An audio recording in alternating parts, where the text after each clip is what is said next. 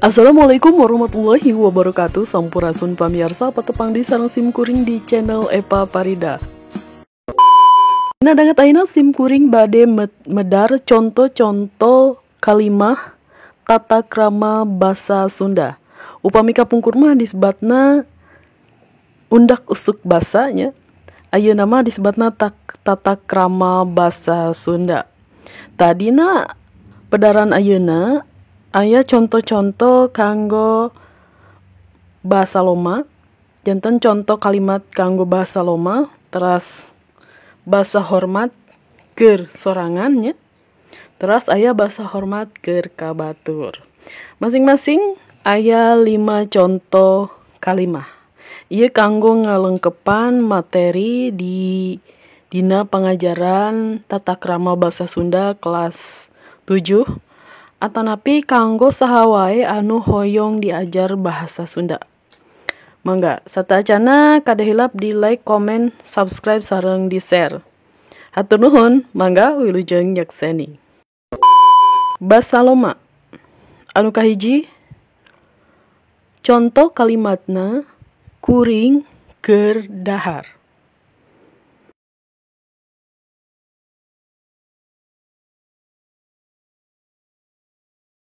Anu kadua, contoh kadua, kuring meuli buku.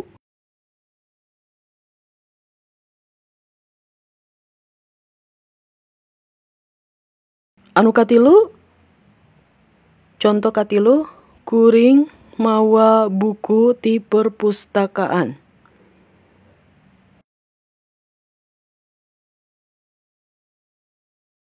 Anu kaopat, kuring kamari gering, jadi teu ka sakola.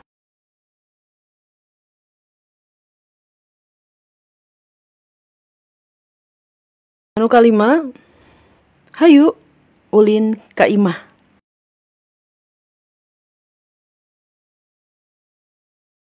Hartos pamirsa, ayeuna anu kadua, urang medar contoh-contoh bahasa hormat keur sorangan.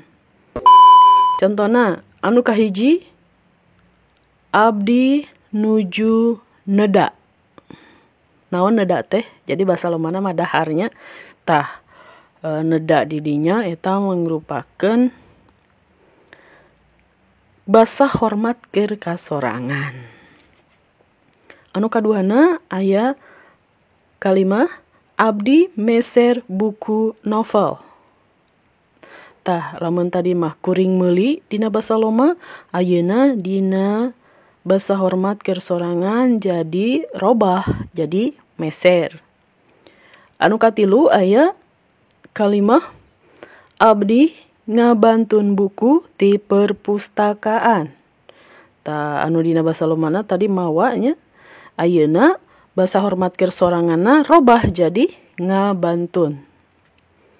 Anu kaopat, contoh kalimah kaopat, abdi kamari udur janten teu sakola.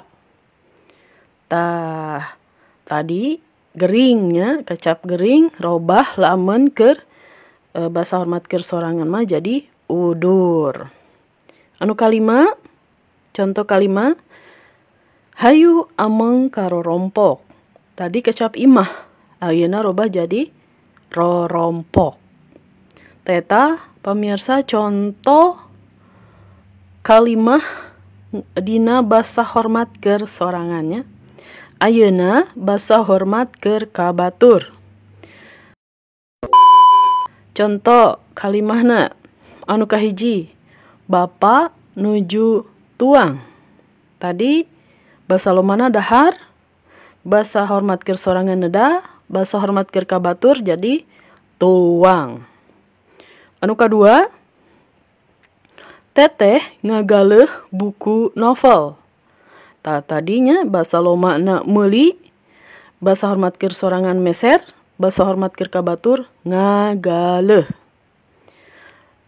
Contoh kalimah anu katilu, Risma nyandak buku ti perpustakaan.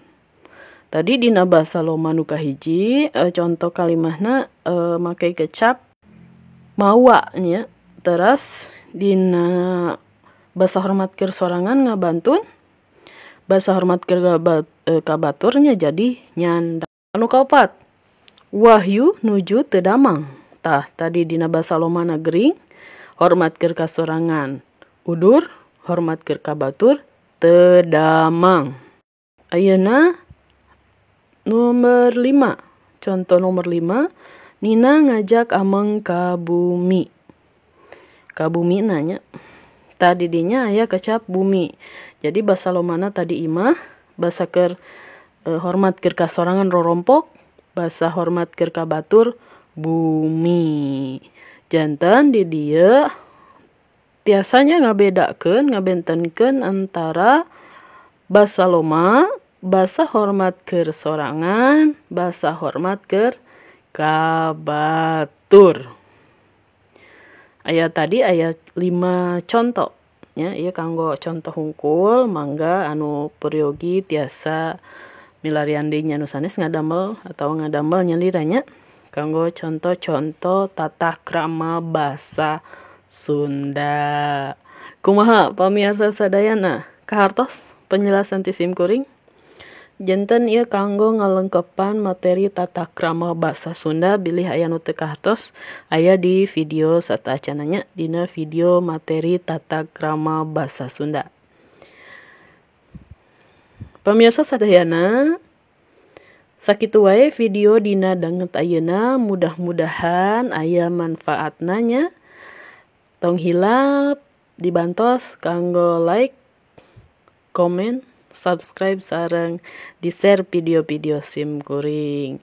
Tepang deui di video-video salajengna. Hatur nuhun. Assalamualaikum warahmatullahi wabarakatuh.